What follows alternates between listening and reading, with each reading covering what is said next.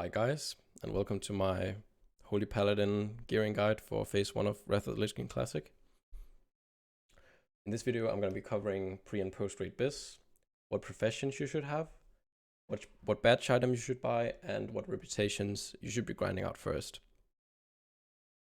You might be asking, why am I creating this video? Because there are so many biz lists out there for pretty much every class and every situation, right?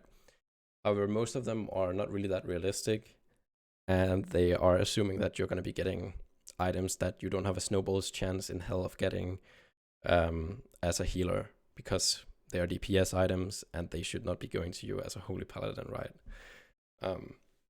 So this list is kind of it's just gonna be focusing more on the person who is rolling fresh and who is in a competent guild and who's not, just buying every item that they want in GDKPs. So this is not gonna be for you if you're just looking for the top simming items in every slot. You can find lots of guides out there that will show you that. This is going to be more focusing on the realistic player who's in a guild.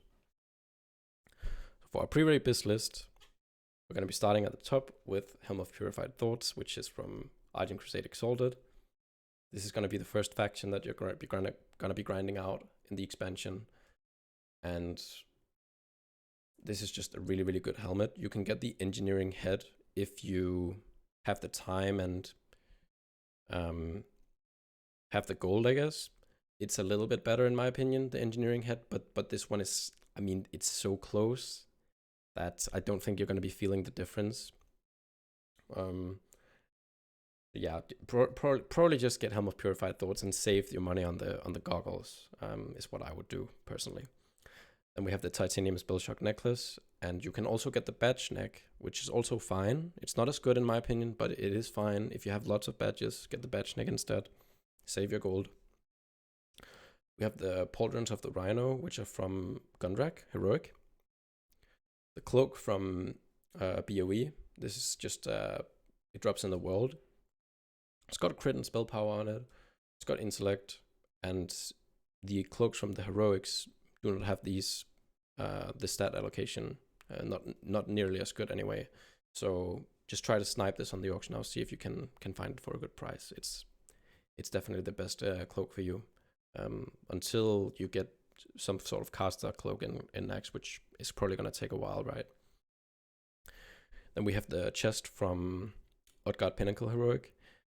It's kind of annoying that it has mana regen, right? And that's another chest. It's a cloth chest from Kirintor Exalted, and the reason that I haven't put that in is, one, because it's cloth, which isn't ideal.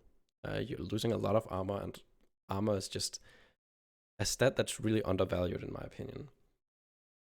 And grinding out Exalted Kirintor is probably like your fourth priority. Like, getting Revered is important for the enchant, but Exalted, you would just be doing that to get, the chest, and it's not even that good of a chest, right? So probably save your time there and focus on, Argent Crusade,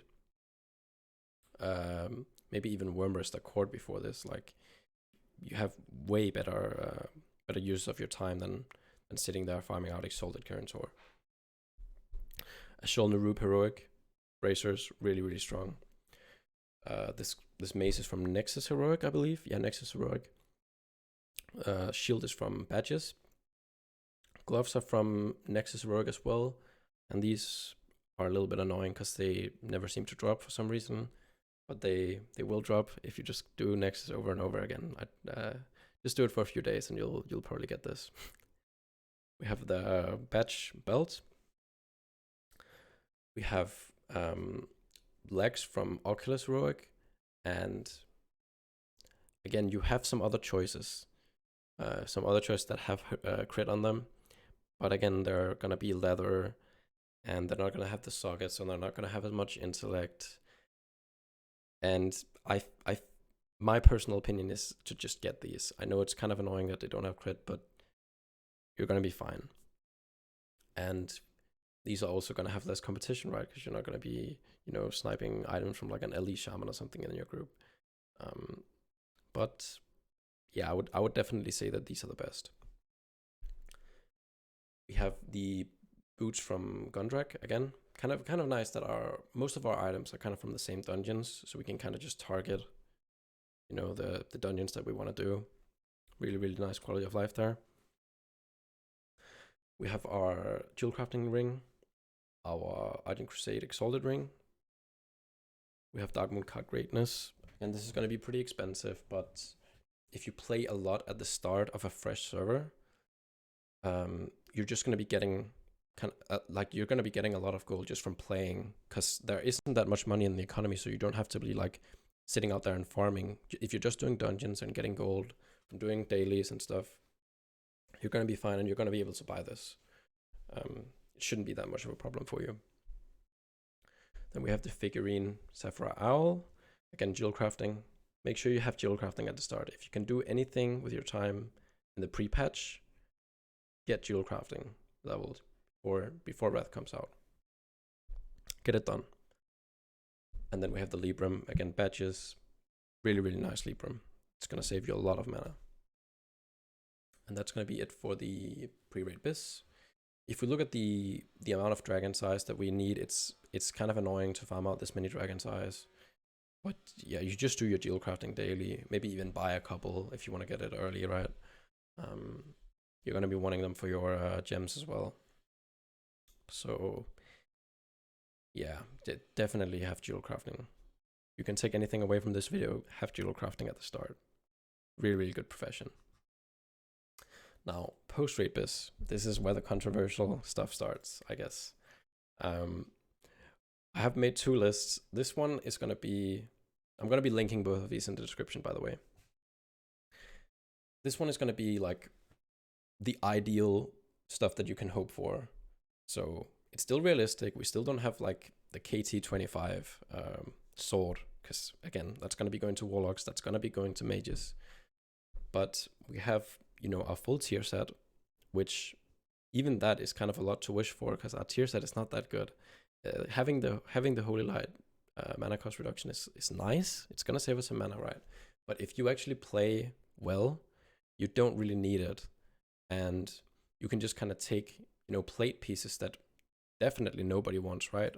I have this list instead where, you know, we're just taking the pieces that literally no other class in the game can use, right? So we're just making better use out of the actual raid loot in the instance. So probably you should be expecting to be getting your 2-piece. That's really good.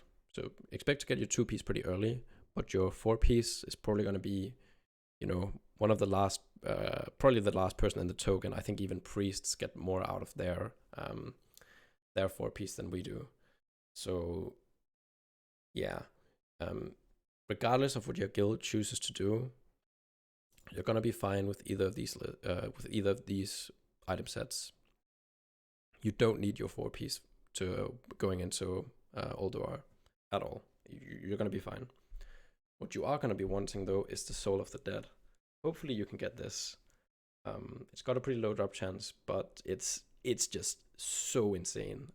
This trinket is pretty crazy. I'm not sure if it's incorrect on private servers or something, but it's just really nuts. I mean, if you have this, you're never gonna have mana issues in your entire life, and that's also why that it's kind of overrated to have the 4 set, right?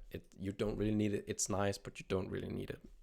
That's basically what I'm going to be trying to say. I'm not going to be going over where all of these items drop. You can look at the list if you want to for that. But if you just raid, you're gonna be getting these slowly, right? Voice of Reason, really nice shield, and it's a shield. It's not an offhand, so it's gonna be going to you. Nice, right? Nothing's really changed about any of the enchants or anything.